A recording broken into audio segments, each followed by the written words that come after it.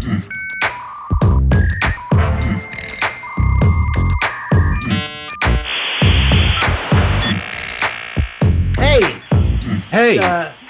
What's up? Hey! hi, that's it. Hold on, hi.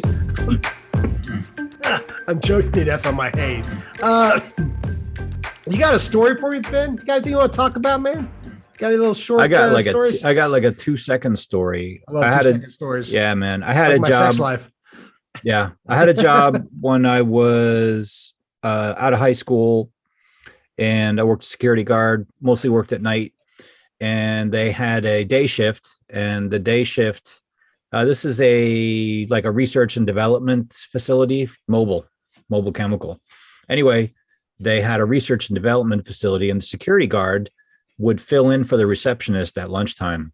And so it turns out that you had to operate the switchboard, and you could place a call and then transfer it anywhere that you wanted. So one day I thought it'd be funny if I dialed up a 900 sex line and then I transferred it back to the, what was it?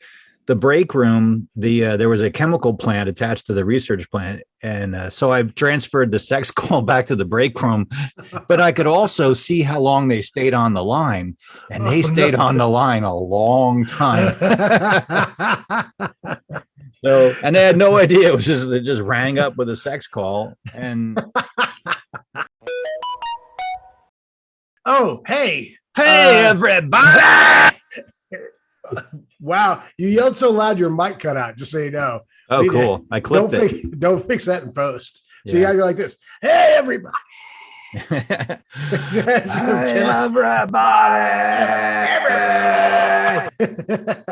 So, hey, everybody. Hey, guys. It's time for a George story.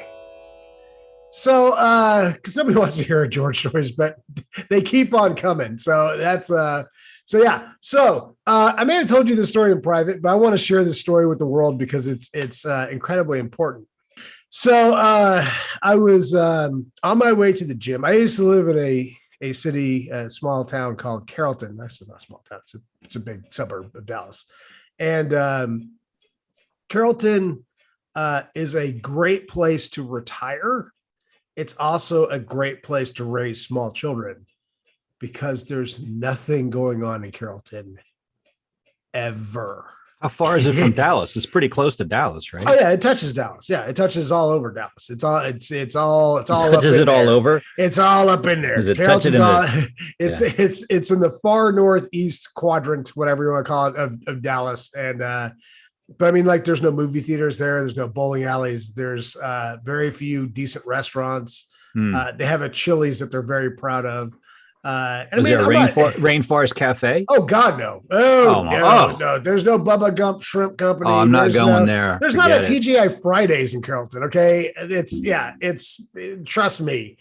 If you like driving on the streets about 7 miles an hour wherever you go, like I briefly mentioned, people in Carrollton tend to drive very slowly, and I am not a slow driver. I'm ashamed to admit. But in Carrollton, it's pretty rare to find somebody driving the speed limit. That's how slow people drive. And it drove me insane, so much so that I had to move out of Carrollton because I just couldn't take it anymore. And so I'm going to the gym, and I'm on a street that is 3 lane. It's a 6-lane road. There's 3 lanes this way, 3 lanes that way. It's a colossal road. Everybody in front of me is doing 25 and a 35, or as I like to call it, they're Carrollton driving. It drives me insane.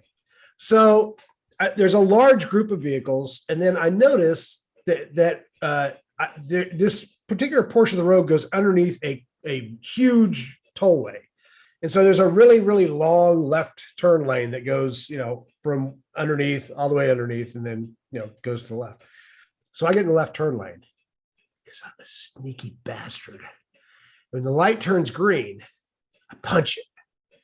And I don't know why I punched it, because I could have put it in park and still gone faster than the people at the light.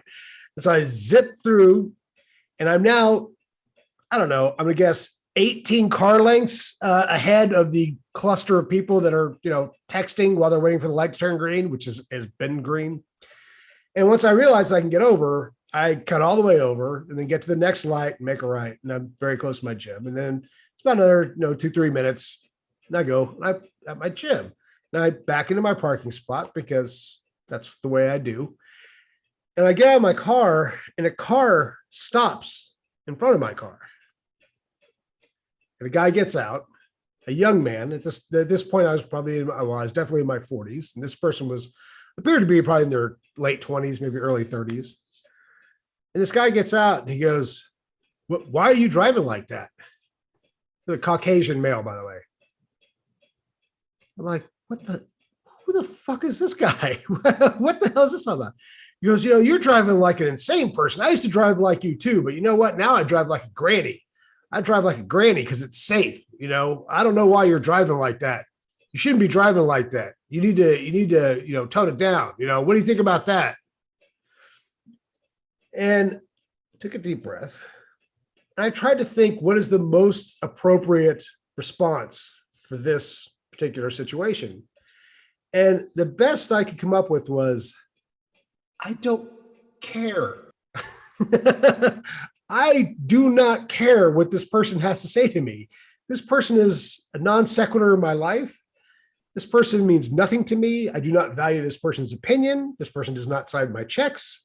I, in no way, shape, or form, put this person's life in danger. I did nothing to this human being that would warrant them following me to my destination.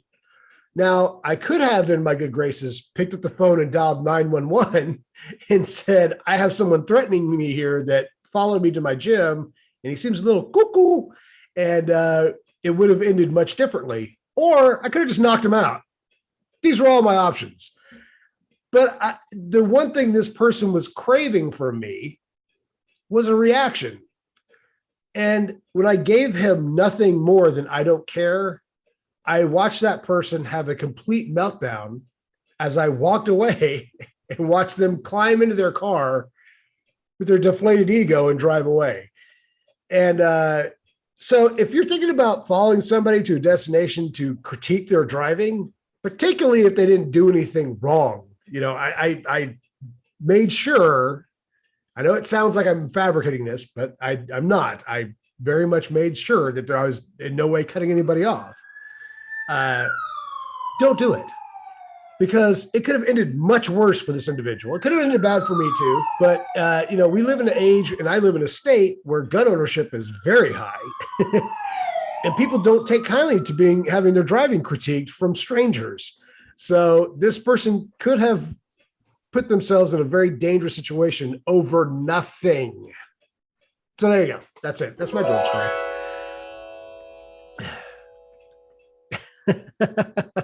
What would you have done? Put in the comments what you would have done if you were placed in that same situation.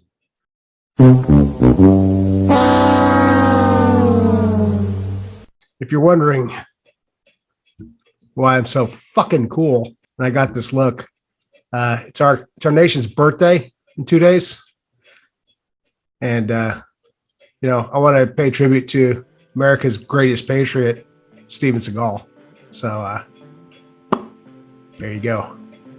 Fucking cool. What do you think about that? My fat hands. Just like Steven Seagal's hands. Fat. My fat hands. Whole body is fat. I got that taken care of too. Shout out to Turd Ferguson. Hey, okay. I feel better.